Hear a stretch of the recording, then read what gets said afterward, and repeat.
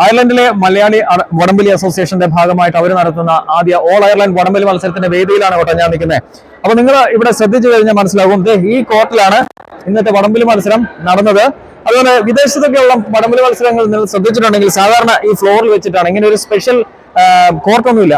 അതിന് കാരണം ഇത് അയർലൻഡിലെ വടംവലി അസോസിയേഷനുമായിട്ട് ബന്ധപ്പെട്ട് അവർ പ്രൊവൈഡ് ചെയ്തതാണിത്. നിങ്ങൾ ഇങ്ങോട്ട് വന്നു കഴിഞ്ഞാൽ മനസ്സിലാവും. ഇതുണ്ടോ, ഇത് താഴെ ഒരു മരത്തിന്റെ, അതായത് പ്ലൈവുഡ്, അതിന് മേലെ നല്ല റബ്ബറിന്റെ ഷീറ്റ് അടിച്ചിരിക്കുന്നു. അത് രണ്ട് സപ്പോർട്ട് ചെയ്തുകൊണ്ട് ഇങ്ങനെ പട്ടിക അടിച്ചിരിക്കുന്നു.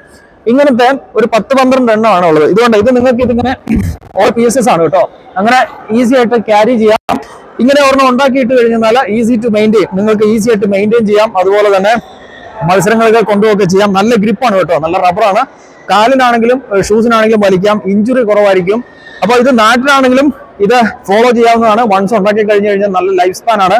നല്ല വാട്ടർ ലെവലുള്ള ഒരു സ്ഥലത്ത് ഇത് ചുമ്മാ കൊണ്ട് പ്ലേസ് ചെയ്താൽ മതി.